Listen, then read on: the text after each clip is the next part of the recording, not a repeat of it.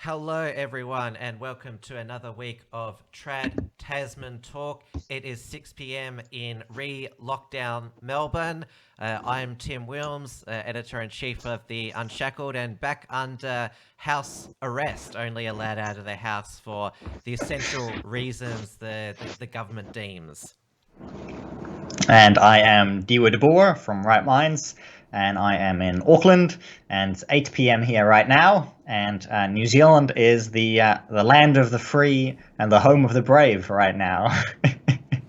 And when we were getting the show set up, a party was just ending at your place, which, well, Yes, you're at, what is it, alert level 1, so just alert. refresh Yes. our viewers of that. So alert level one means to be aware and to be preparing for being put further into lockdown. Is would be the way to put it. And there's not the only real restrictions are on the border, or supposed to be on the border, where people coming in are supposed to be quarantined for 14 days. Everyone in the country is free to go about their business, but of course the Prime Minister can lock us down at any time. All of the emergency powers that she has remain in effect, but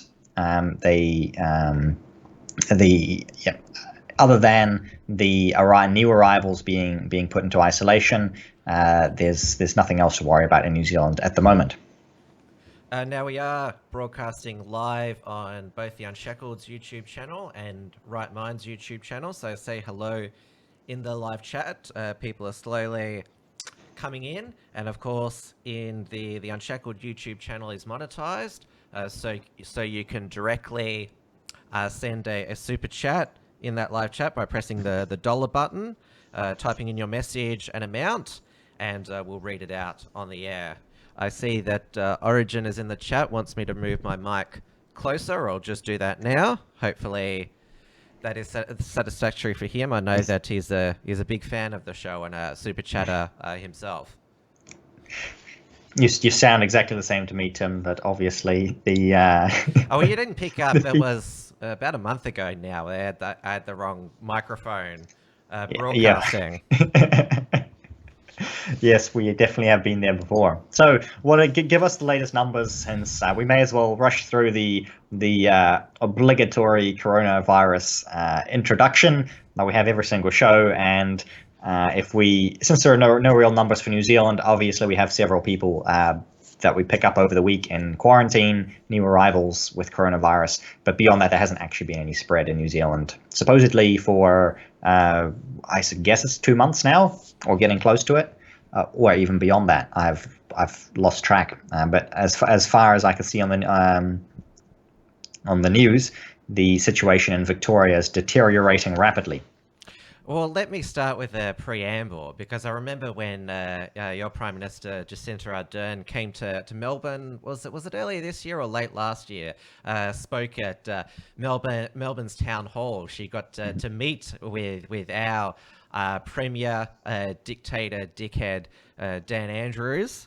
I know that you like to keep the language civil, but I think you can appreciate a lot of us here in Melbourne are quite emotional and angry, basically because this second lockdown is due to Daniel Andrews' government's incompetence, with managing hotel quarantine, which Jacinta, she did have a few breaches, but it didn't lead to the massive community transmission that we've had here in Melbourne. I remember there was a meme shared at the time, a photo of the pair of them, Dumb and Dumber, and everyone was wondering at the time who's Yeah. the dumber one. It's clear that Daniel Andrews is the dumber one. I actually think he's the dumber one, which is of course the sequel to that movie, or would I say the dumbest?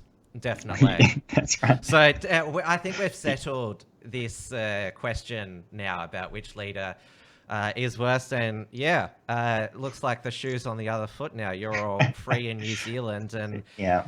we're under All this criticism, all lockdown. this criticism that people have been giving to Jacinta, she's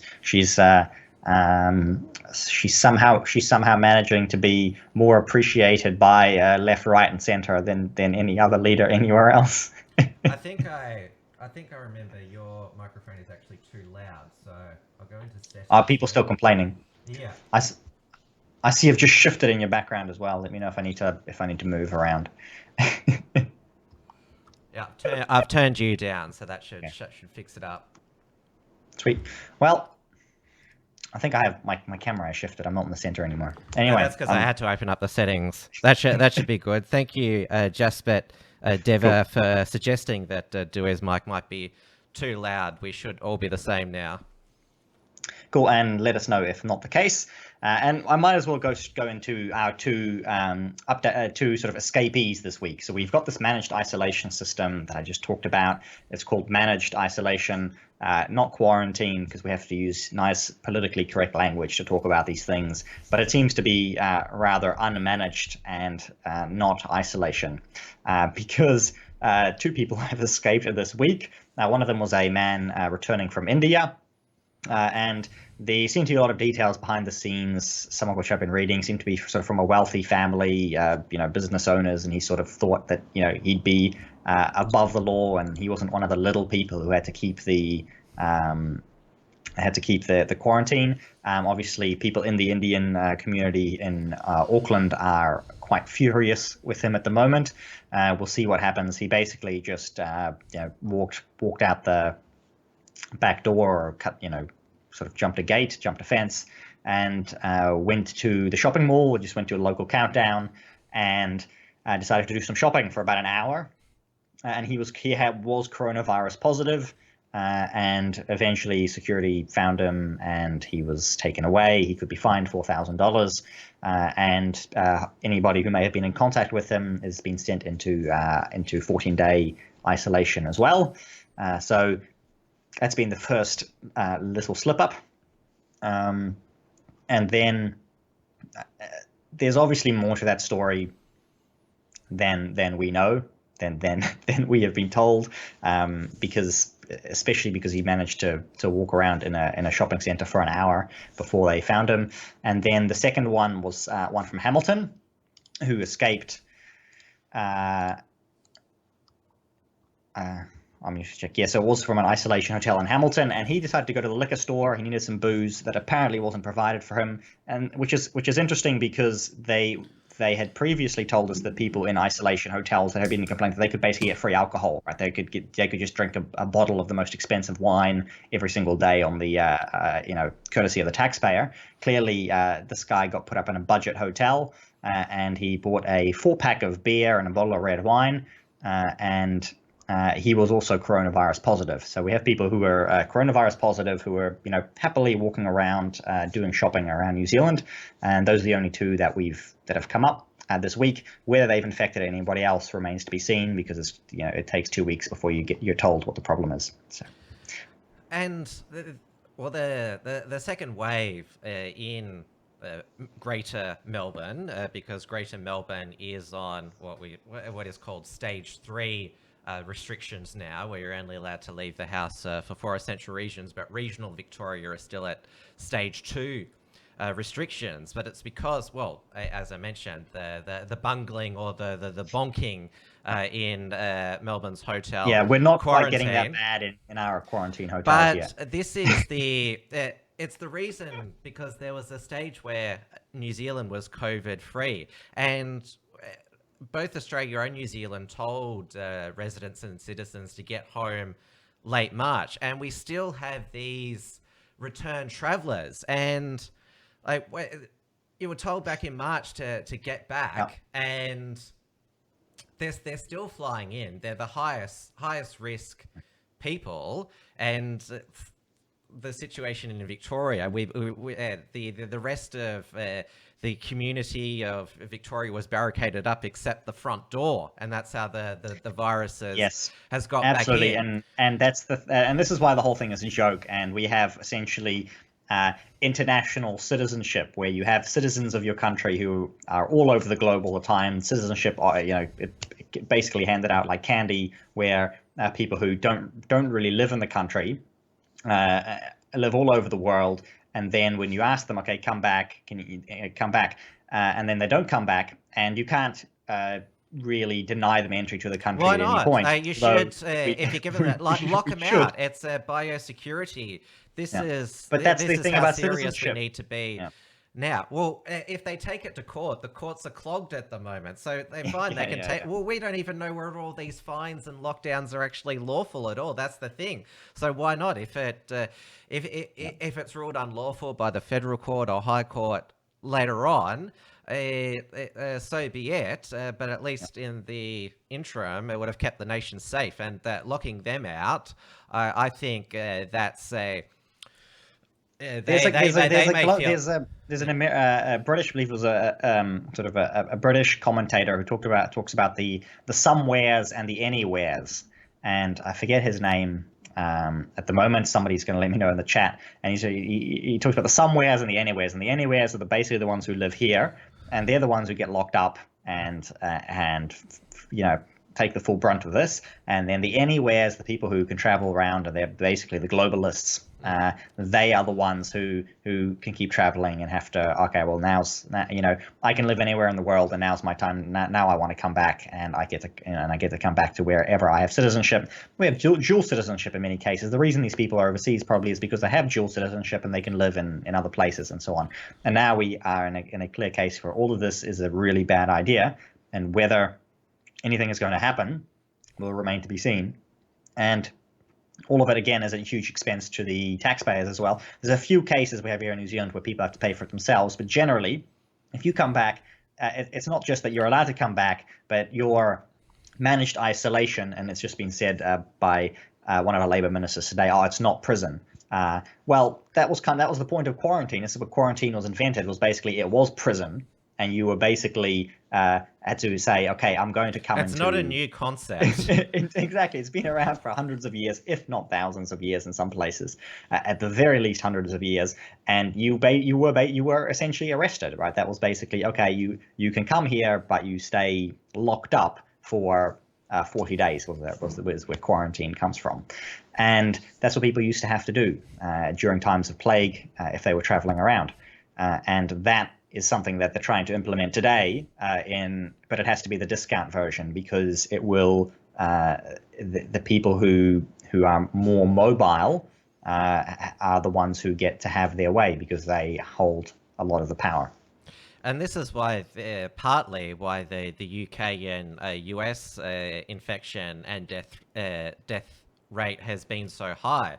Basically, they lock their own citizens down, but left the front door open with the international arrivals. They were just told at the airport, self-isolate for 14 days, no follow-up. But it was the people who are actually permanently there who suffered. And I think if there's any silver lining in the mess that is 2020, is that we've been vindicated on borders, and as you mentioned, these multi-citizen, country hopping globalist gypsies, so to speak.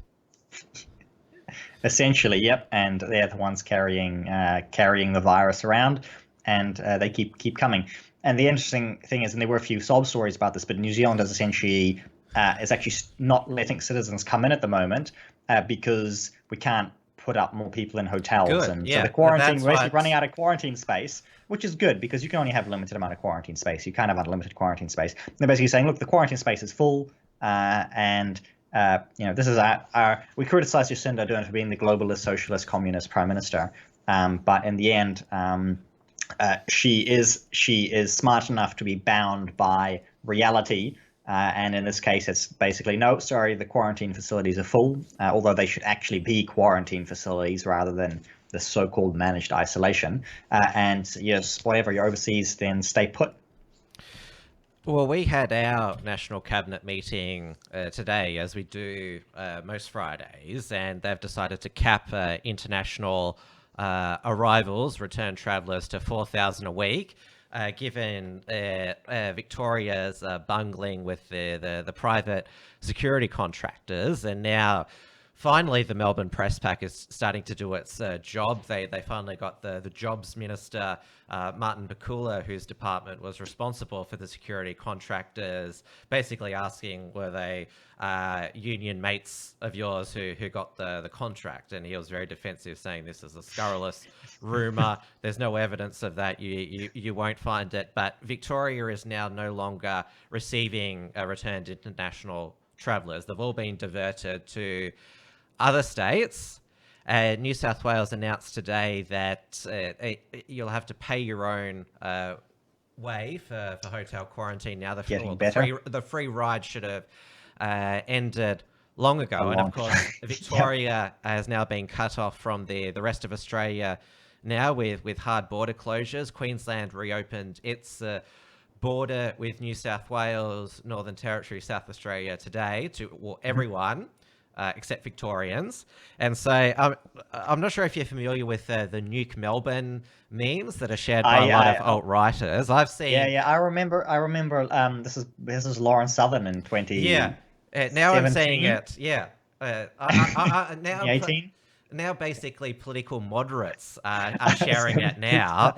And this is how out of control the situation is getting. 288 new cases were announced today. That's the highest for any state and territory during the pandemic in Australia. Maybe Nuke Melbourne will actually be like a public health advice proposal. You just sort of wonder, because it just keeps getting worse and worse. And we had of course, we've had all week Daniel Andrews, the police commissioner, Shane Patton, of course, threatening us all with fines, and because it goes for 6 weeks, this re-lockdown. It's like, if people aren't doing the right thing, it might go for longer. You've all got your part to play, and basically back to, well, not just dictator Dan, but principal Dan talking to us like we're children. Yep. No, you serve us. You don't tell us what to do. And he got it. You should know that you don't control your government anymore, Tim. It hasn't been like that for a long time. But we talked about this last week, and that it's no accident that it's Melbourne, and in some other countries that have had this so-called second wave as well. Usually, it's been for specific unsavory reasons of talking about I said last week, basically the hotel fornicators in Melbourne, and South Korea was the first of the lot here, which had a similar case as well, which was obviously people going around and infecting others in nightclubs and so on. So that's this seems to be the type of activity that seems to be is where the virus seems to strike. After it's long disappeared everywhere else. Well, we've had the most, what would you call them, contagious clusters. I mentioned a number of weeks ago the Cedar Meats, the halal slaughterhouse in Melbourne's west. That was 111 cases were traced to that outbreak, 67 who work there, 44 close contacts. And now there's this Islamic school, which 102 cases have been traced to there. And probably the most drastic action that's happened in Australia and even Victoria is last Saturday, Dan Andrews, because remember last week we had the 10 postcode lockdowns. Yep.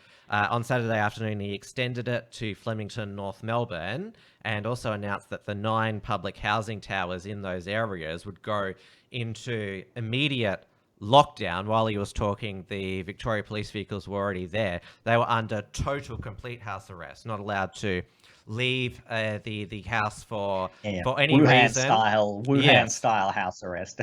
Did they bring the welders as well? No, but I'll show you what these housing commissions towers look like. I'm sure they're beautiful Soviet architecture. There they are there. Yeah, they you look go. More like like factories rather than where people live. They've been people farms. Soviet people farms. Described as vertical cruise ships because they also have communal living places there. Many of them are migrants, non-English speaking people have depends issues. Pauline Hanson, she got sacked from Channel 9 or banned from appearing on Channel 9 well, she put it more crassly that a lot of them don't speak English and are drug addicts, which is not the PC language Daniel Andrews used to describe. But they. We had an MP here as well, who's now a former MP, and we're going to talk about him later for a different reason. But last week, he came up in our discussions, and Hamish Walker, a National Party MP, who complained that people were coming from several countries, and basically talking about the not nice countries,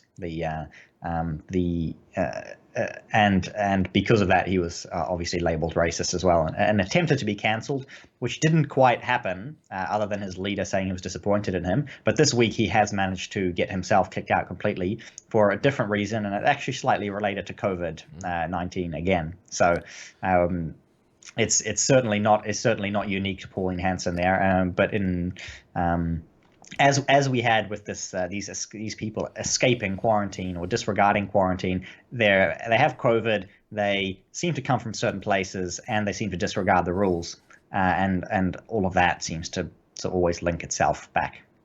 Always comes back to the same set of common denominators. Well, I'm just going to share with you, this is not a up-to-date, detailed coronavirus curve in Victoria, but it shows the certain events that happened in Victoria during the curve. So that's the initial curve during March, during the peak when the nationwide lockdown and travel bans came in. This is when the testing blitz began at the end of April. The Eid, well, basically that's the end of Ramadan gatherings here. The Black Lives Matter protests in Melbourne, 30,000 people breaking the rules. Then you see the curve spike and spike and spike, and 288 today. Yeah. So, and that's that answers your question, which we talked about 2 weeks ago. Well, more than 2 weeks ago now, obviously, about what was going to happen. But you won't find that that's not something that will be mentioned at all. I'm guessing there's no reference to the BLM protests in the coverage of the current spike in Victoria. Or is there? Is it something the media is discussing? I hear they're starting to do their job. He was asked about it, Daniel Andrews, and he said, look, it was just impractical to arrest 10,000 plus people, but it's somehow practical to lock up 3,000 people in public housing towers. Many of them black themselves. What about their black lives? They were the people on the street were. And there were cases traced to that Black Lives Matter rallies, and they infected other people. There was one who worked at an H&M Williams store in Melbourne's West and got that shut down, infected other people. So it's clear that they were campaigning for better treatment for black people, but what did they do? They got black people singled out who lived in those towers. As we said at the time, wasn't about black lives, because obviously if they cared about black lives, then you would not be out in protest in the middle of this deadly virus, and now lots of black people are going to die because of the virus. So I don't black think lives going to be, don't really matter to them, and that's what we said. That's what I said at the beginning. It's not. The lockdown lovies, they became the BLM protesters, defund the police. Now they're lockdown lovies again. I don't think they want the police defunded now because they want everyone to stay under house arrest. As long as it's not them, right? As long as the police come for anybody else but them, and then when they feel like their interests may be targeted by the police, then it's defund the police because the activity they're involved in is criminal. And then suddenly, when it's something that they really love very much, then suddenly the police are really important to them. Yeah. Because the Victoria Police have been busy. It's called a ring of steel around the Melbourne Metro with Checkpoint Charlies. on the fringes of Melbourne's urban areas, asking people why they're going into regional Victoria. In regional Victoria, you can still go to the pub, still can leave the house The most for important thing, of course. any reasons that you want, but you are still trapped in Victoria. You're still a Victorian. Scott Morrison, he tried to. It was his press conference. Was it yesterday? He said we're all Melburnians now. We're all Victorians now. I think the rest of Australia were like, nah, we're not. Yeah, and you have to laugh at these things because they are funny. Yeah, obviously not funny for Tim, who's now welded into his house for the next 6 weeks, but funny for the rest of us.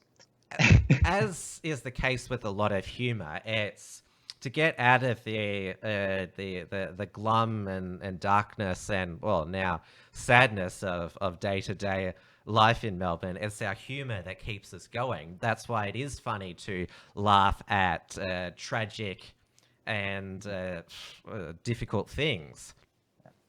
Because that's how. How well is this going to be following? Now, people have obviously seen that the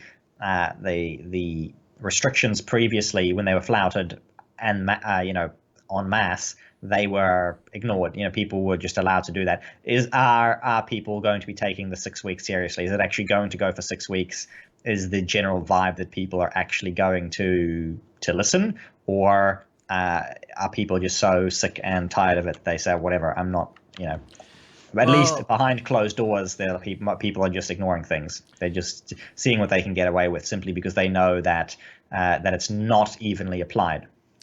Well, they know it's a farce. The calls to the snitch line, they've been flooding in the past couple of days. And probably that's how you could tell. The more calls to the snitch line, the less will be done about it, really, because there's nothing that the volume is too high, which is actually a good thing. But the pubs, cafes, and restaurants, they've had to close and go back to takeaway. But Tuesday and Wednesday nights, they were all booked out. So it's clear that everyone wanted last night of literal freedom out. And it's not the attitude certainly this time is not we're all in this together. It's why are we in this situation again? Yeah. We demand answers, but time will tell.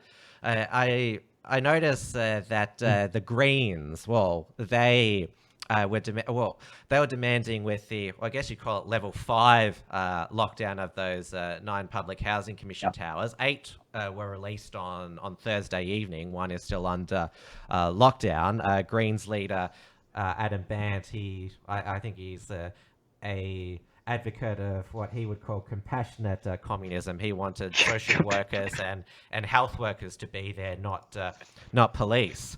But he's called for a harder lockdown, like the restrictions that froze New Zealand, so Australia can try to eliminate the coronavirus. Because, of course, takeaway. Yeah, the key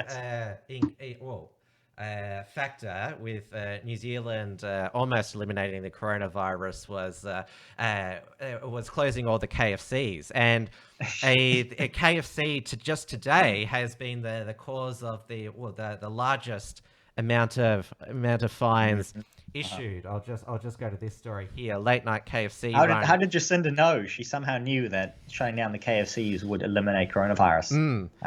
And we did have in Melbourne a few McDonald's have to shut as well. This was a while back now due to coronavirus employees there getting coronavirus, and I think they were actually delivery drivers. So yes, she was right all along. It's the McDonald's and KFC. Yeah, so late night KFC run in Melbourne sees 16 people fined for lockdown breach, costing $26,000. None of which may eventually hold up in court. Yeah, so this is Police Commissioner Shane Patton. We had Ambos who were at a KFC at Dandenong while they were getting something to eat, and they saw 2 people in there, and they were ordering 20 meals at 1:30 this morning. Police were called and given the registration of the car, which traced and led the officers to a nearby townhouse. When we went in, there were 2 people asleep, but there were 16 others out the back, and they had just got their KFC meals at a birthday party. That is ridiculous. That type of behavior at an expensive night, when you think when you think apart from the KFC, we've issued 16 infringements at that amount. That is $26,000 that for that birthday party is costing them. So they were finger licking fines, is what people are saying.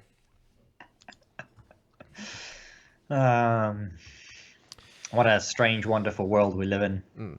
So that was in Dandenong, which is the city of Dandenong is next to, well, it's not far from my city of Frankston. It neighbours the city of Casey, which was one of the initial coronavirus local government area hotspots. But its numbers have stabilised. It's still in the teens, though I am still waiting on the daily figures from the Department of Health and Human Services website. But these only include cases which they have that are not under investigation, because the cases under investigation keep rising and rising every day, which is why people believe that the state government has lost control. They've got to make us under house arrest, not just with law enforcement, but also trace who's got the coronavirus as well. They're now fighting a battle on two fronts, both in law enforcement and public health. So it's just we despair, and it basically it's all the flaws and patronage and waste of the Victorian Labor government. Let's not forget the alleged corruption expose on 60 Minutes a couple of weeks back with that power broker who was using taxpayer-funded staffers to branch stack.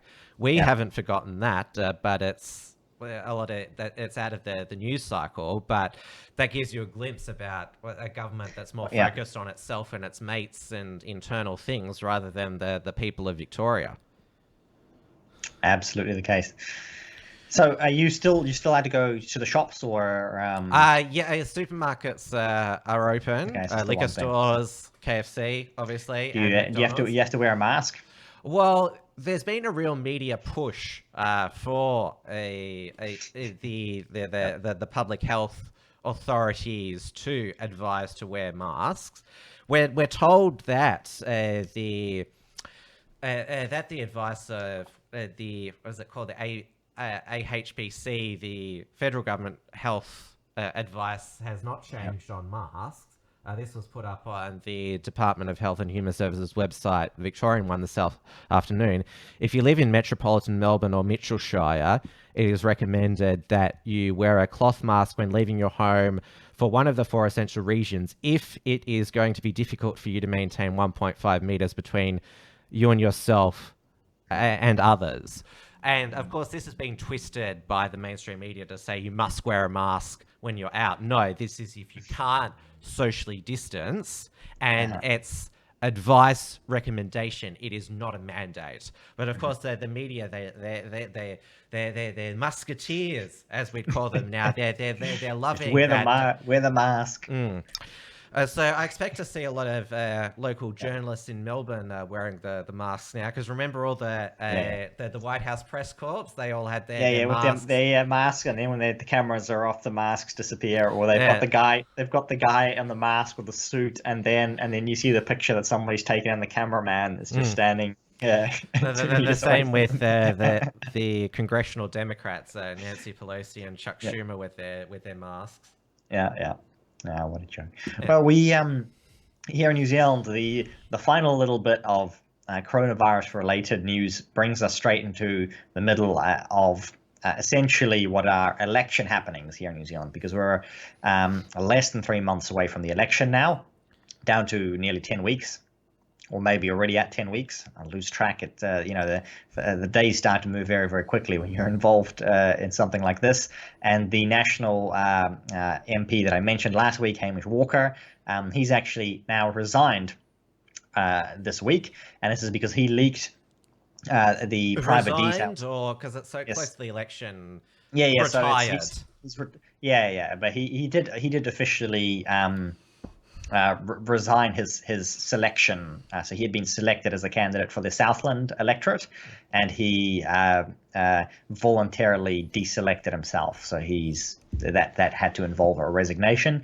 There is another retirement that I'll talk about later, but he had received personal details from people who were in quarantine, people who were tested positive for coronavirus recently, who had just come back from overseas, and he'd been sent that details by the former National Party president, Michelle Boag. I actually have no idea how to say her name out loud. I'm going to go with Boag, and she is had to resign as the CEO of the helicopter trust that she was running. She's facing an inquiry, possible charges as well. It's still not clear how she got that information or how she passed it on. The company that she worked for said it wasn't through us. We didn't have this information. And she passed it on to at least one other MP as well, who quickly deleted the emails. She has even resigned her party membership now. So this is a former party president who's had to resign her membership of the party. And that the MP who released the information, who she dragged down with her, is gone as well. And he was in basically one of the safest seats in the country, Southland, which was formerly held by Bill English. It's a very safe seat. The polling for the National Party is still not looking that great, and it's probably not going to be any better after a week of scandal. So it will be interesting to see who tries to fill that seat, because they will have to move very, very quickly to find a candidate, and there are a lot of people who will be very keen on having a safe seat in Parliament.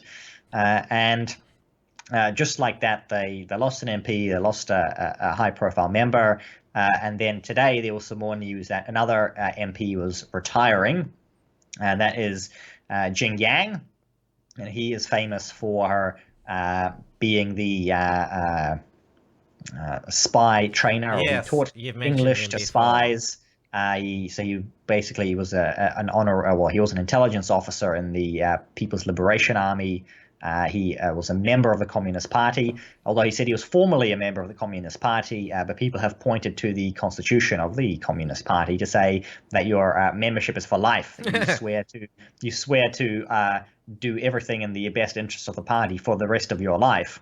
And so if you have left the party, you leave it in name only, but you still have to, at least they take that kind of, they take themselves very seriously. Sounds like another ideology.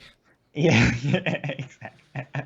And so that has been that's clouded his career, and a lot of National Party people say, he's fine, he hasn't done anything wrong, he's been loyal to the National Party, etc., etc. But he obviously brought in a ton of money for them. He's able to connect them to high up with the Communist Party. So the former leader Simon Bridges was able to meet with the leader of the secret police, and that was a meeting set up by Jing Yang. So obviously he has contacts that go right up to the top of the Communist Party still. And this is supposedly over 2 decades after he's resigned. Never said anything negative about the Communist Party either. So good riddance to him. And there was actually a bit of pressure put on him by the media, because he wouldn't talk to the English language media in New Zealand. He'd only talk to the Chinese language media. So they finally went after him, even though people on the right have been calling for his resignation for a long, long time. The fact that it's actually hurting the National Party now, and he has said that he's retiring. He's voluntarily leaving, even though he just got a promotion, inside the party. A week ago, nearly 2 weeks ago, he was actually promoted. But that promotion cost him his job, because suddenly he was back in the spotlight, for being promoted up the ranks. So that's 2 or 3 down this week. And the Todd Muller, the leader, he's just announced his 5-point economic plan for the things that he's going to do. And I'm actually going to the old 5-point plan. The 5-point plan. I believe the Labour Party had a 5-point plan as well, and I'm I just want to read out all 5 of these points to you, and I'm going to look for them in this email.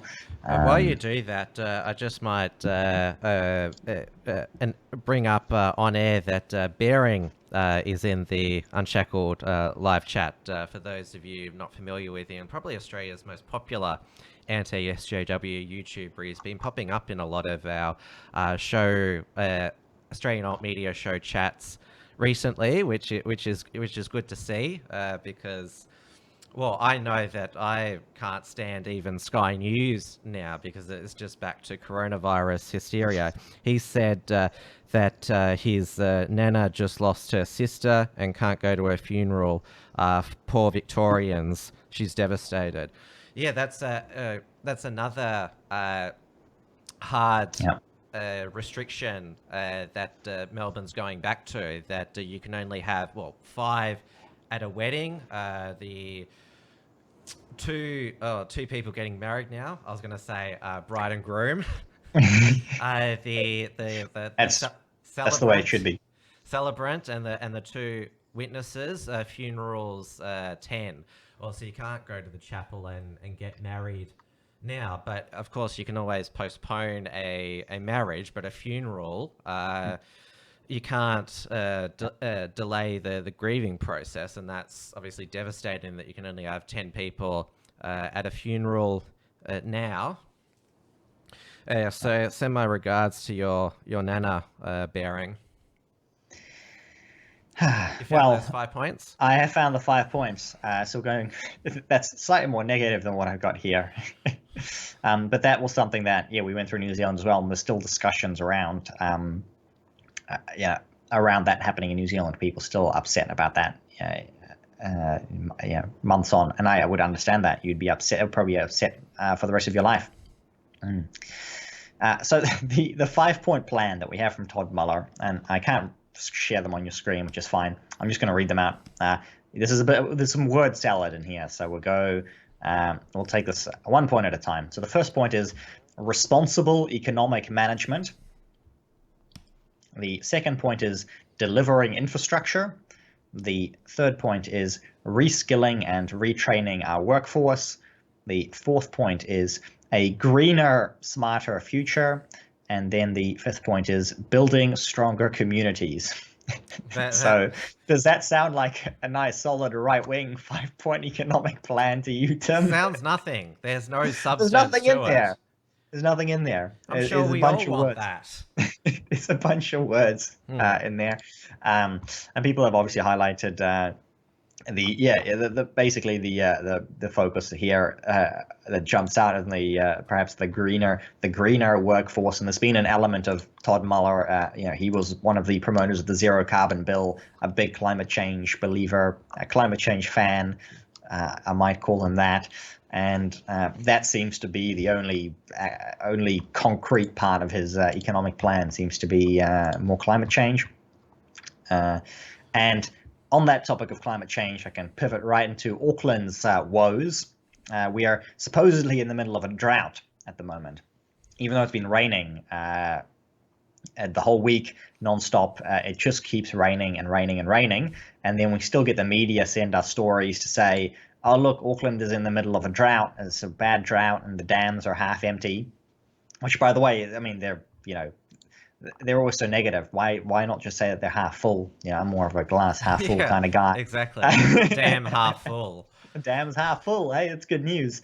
And they're not. They now the media is still talking about this in terms of it's 20% below regular levels.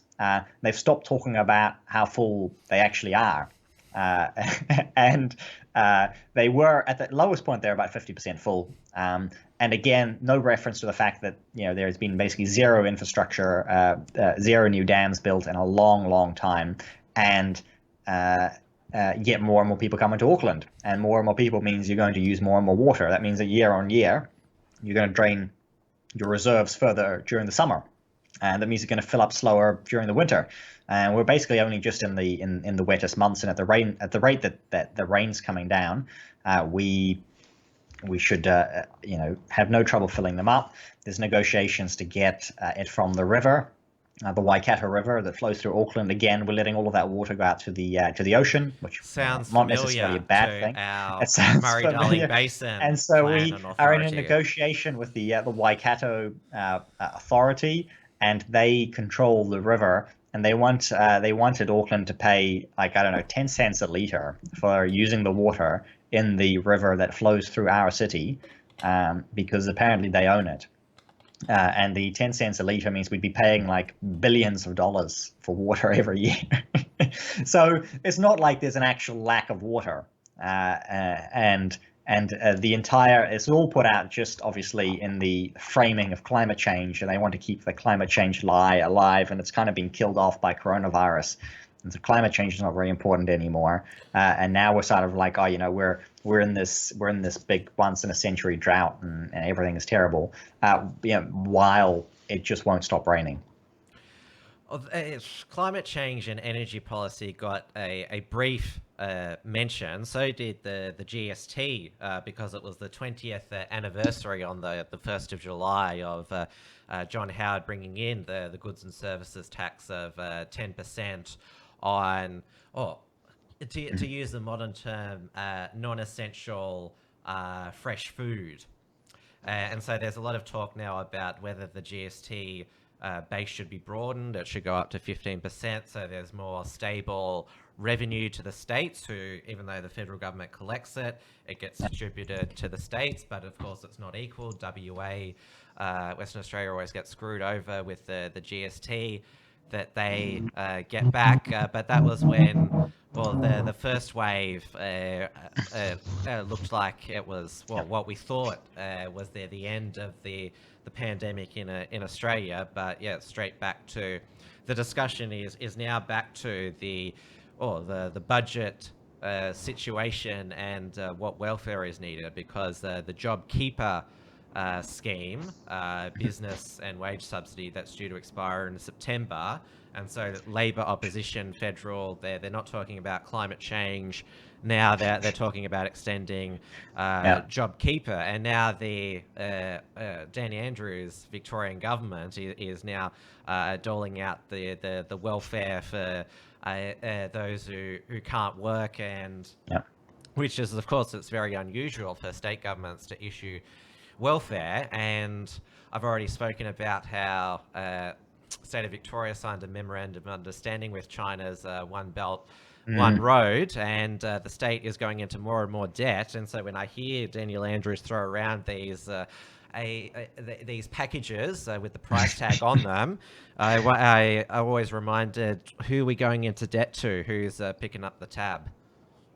Absolutely, and that's a topic we can come right back to. I've just seen two little updates here. Somebody sent me a message about the dams, saying that they can now confirm the dam in their area is 100% full as it normally is. And the story that I've got here was from a couple of days ago, and I've just matched up what the dam. They said that particular dam was 20. Hold on. It was about 20% below the current levels. That was a couple of days ago. And since it's continually rained until then, I think that basically the reporting on the story was a couple of days early, and they knew all the rain was coming, and the rain just came a week later this year. And the dams are now full, and I suspect that this story will not be making a comeback next week. So nice try, but no cigar. I should have mentioned another non-coronavirus event in Australian politics, the Eden Monaro by-election last Saturday. The Uncackables did a special Eden Monaro by-election night live stream. It's described as a bellwether seat. It's in the southeast of New South Wales, around the ACT. It was an electorate that was devastated by the bushfires and also the drought because of the Murray-Darling Basin mismanagement. So those were the two issues that dominated the by-election. The current Labor member, Mike Kelly, retired for health reasons. Labor hung on. Their candidate, Christy McBain, she retained the seat for Labor. There was a swing against the Labor Party, but federal Labor leader Anthony Albanese. He avoided the humiliation of being the first opposition to lose a by-election to the government in 100 years. So it's back to the status quo. But of course, the gender quota, the seat is now for the first time represented by a woman.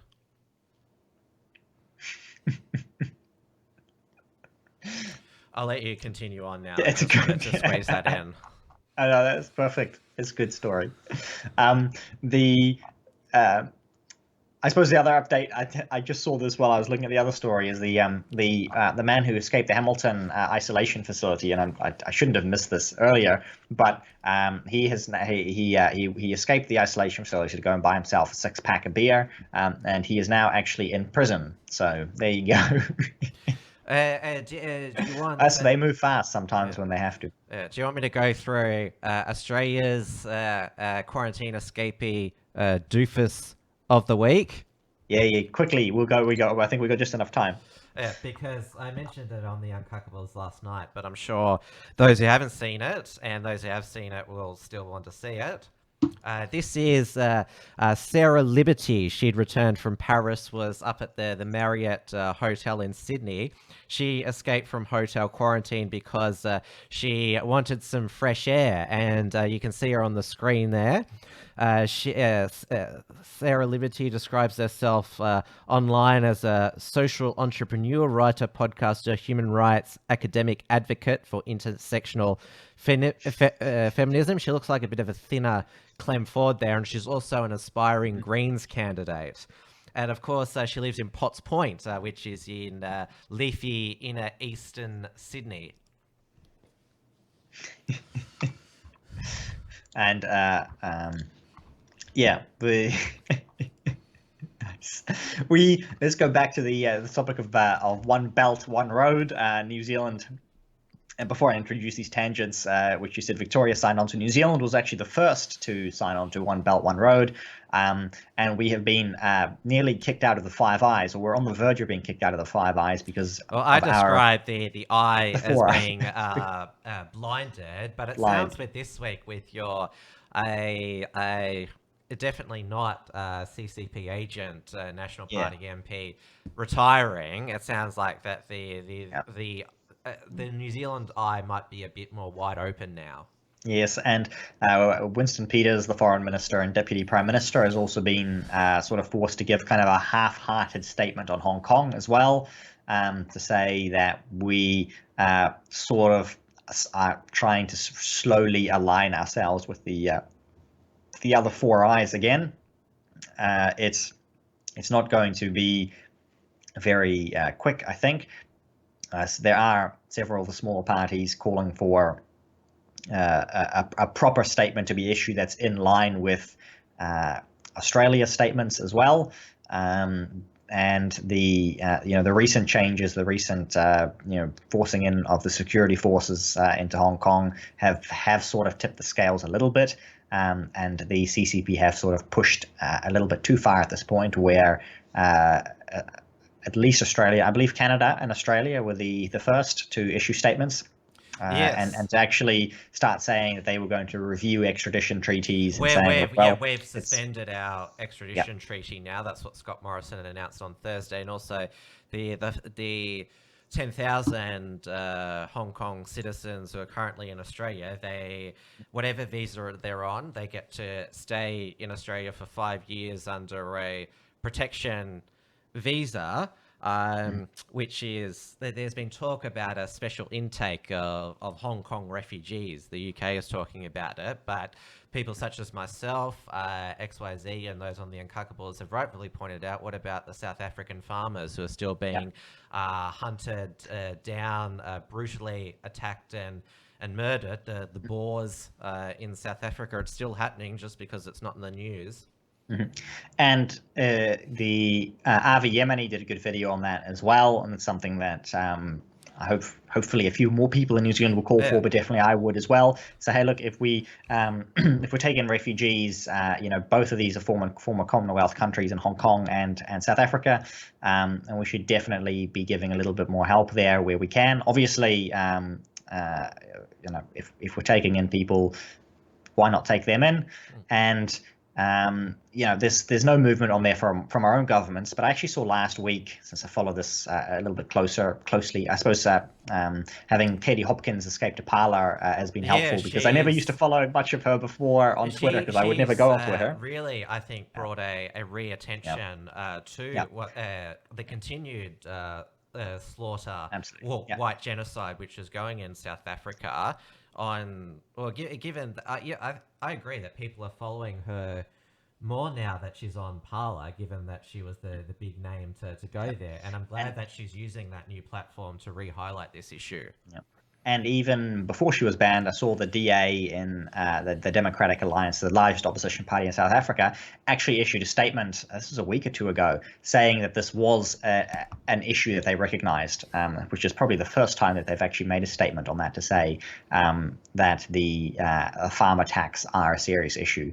So there is more pressure internally there as well now.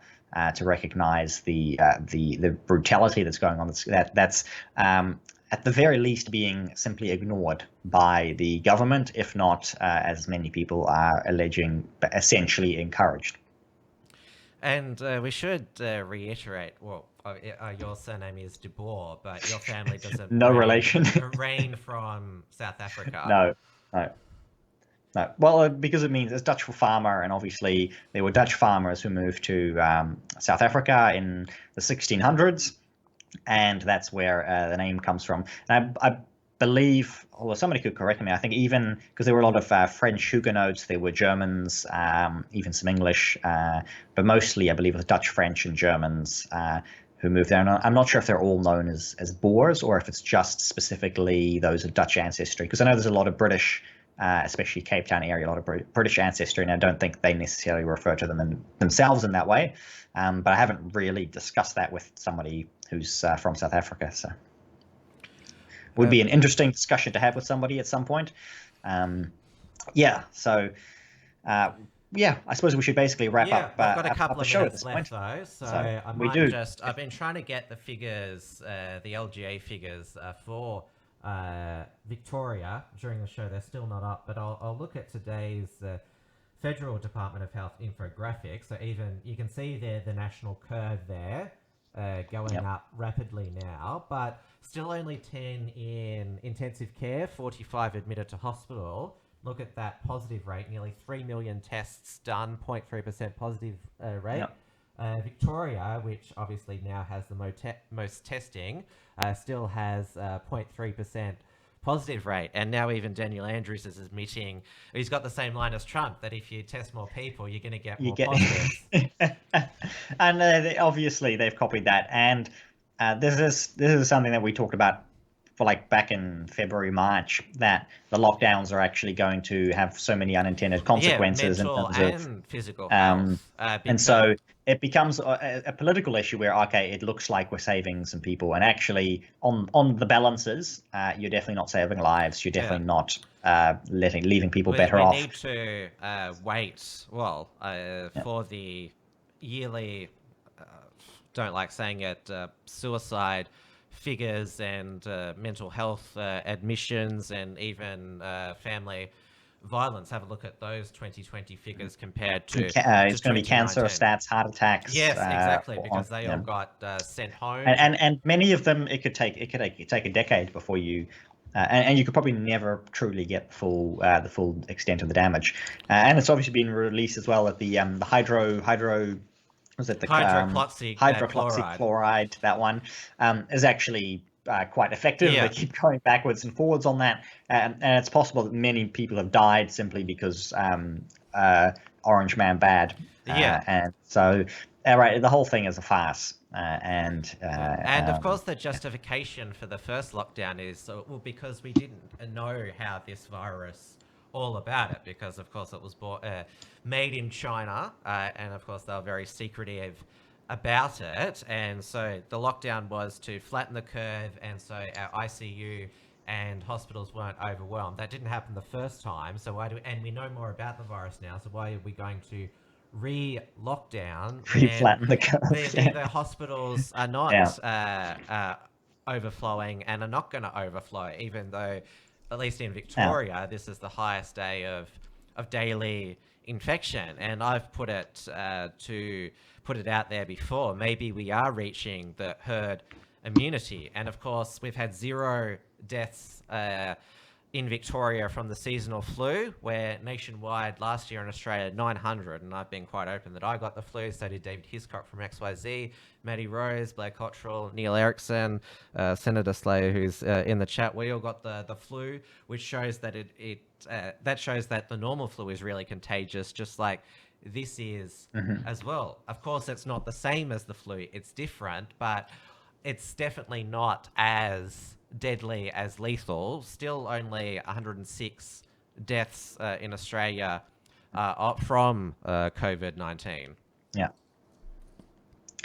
Well, we shall see where this goes eventually. But yeah, it's hugely sort of this. It's media, social media, political control, popularity ratings, and there's some very strange things going on in the world at the moment. Yeah, we shall see, because Dan Andrews, he's had good approval ratings. We shall see where they go. He's not up for election until November 2022. Yeah, it'll be hard to for instance, why is it again? I suppose I could quickly address it. Why did they do this again, even though there's no scientific reason behind it? And they sort of admitted it near the end of the first one, is we have to say it's bad. We have to overstate it so that people believe that it's actually bad, and we have to implement these rules so that people will genuinely believe it's serious. That was something that some of your health officials publicly stated. And now, because people have been programmed to think about COVID in this way, then they have to do the same thing again, because otherwise it's essentially too difficult, too much effort into reprogramming people that they have to do the same thing again, even though there's no basis for it. There's no scientific basis, no rational basis. There's no medical or moral basis for doing any of this, but it's purely done because this is the expectation that people have. And it will, the fact that it will likely affect hyped it up. They've already hyped it up, and it will likely affect the approval ratings worse if they were to try and do something different. So my personal position is that we should just say, I wasn't a fan of it in the beginning, the Swedish approach, but that's what Victoria should do now. But all the national cabinet, state and territories, they've been so adamant about this suppression strategy that, and you know how politicians, how difficult it is for them to do black flips. They can't really do that now. I will just go. I'm not going to be able to get the LGA figures before the end of the show, but this is it, as I already said, 288 cases last 24 hours, 1 million tests, 1,172 active cases, and 22 lives lost. Daniel Andrews, he said about the second lockdown, this is not about being popular. Oh, you sure got that right. But there is definitely one really popular state premier at the moment, the Labor Premier of WA, Mark McGowan. He did that hard border closure at the beginning. He did go hard in terms of surveillance with the drones, but he's continued to keep the state COVID free. The only cases are in hotel quarantine, and that hasn't. They're tightly contained the front door. And of course, I mentioned the 3-step framework out of the COVID Safe Australia. WA, they're now at level 4. They've created their own level 4 COVID safe, and now they're thinking of going to level 5, which means all social distancing restrictions are dropped. There's even talk that the upcoming AFL WA derby at Optus Stadium, which holds 60,000, it can be a sellout 60,000 crowd. That's another thing. AFL is not played in Victoria anymore. They've all fled. We talked about this last week as well. The little travel bubbles, and the sports must go on. Yeah. The sports must go on. And he's got a 90% approval rating. He's up for election in March next year. The state economy is completely reopened now. He just doesn't have a 90% approval rating. The hard border does as well. He has basically managed it perfectly. Well, showed that actually, not just having a border, but properly managing it is what's done. Even though he's Labor, he's not a communist. And the WA economy, everyone is back to work. Everyone can go. Even nightclubs now. They could be dancing on the dance floor again. Yeah. Well, we shall wrap up the show with that, and perhaps we will have an open open border with WA and New Zealand. Who knows? What is it? Forget the rest of Australia. Overpass Trans Tasman bubble. Yeah, exactly. All right, thanks. I see the chat. Somebody has cottoned onto this, saying that I've been, and I'll read this out even though it's not a super chat, from Dr. Foster, saying, poor Dieuwe wants to get to his next gen. It's 15 minutes since he tried to wind up the show, but Tim is keeping it going and going.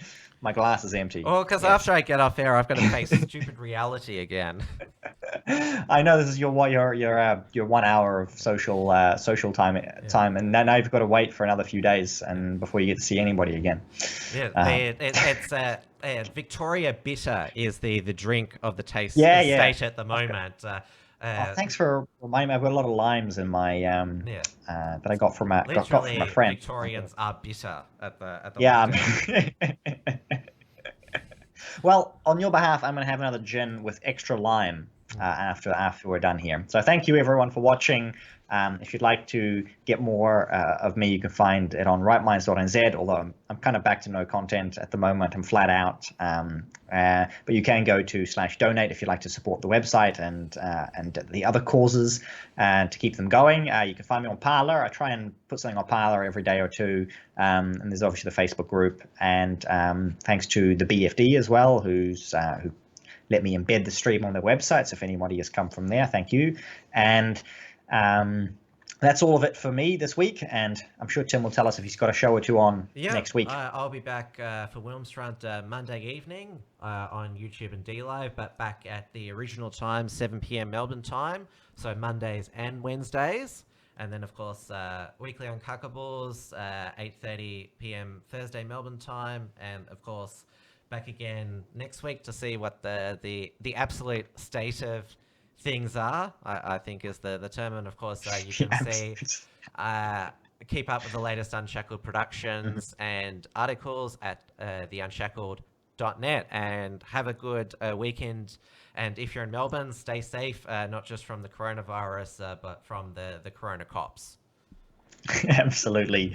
Stay safe, stay free. Good night.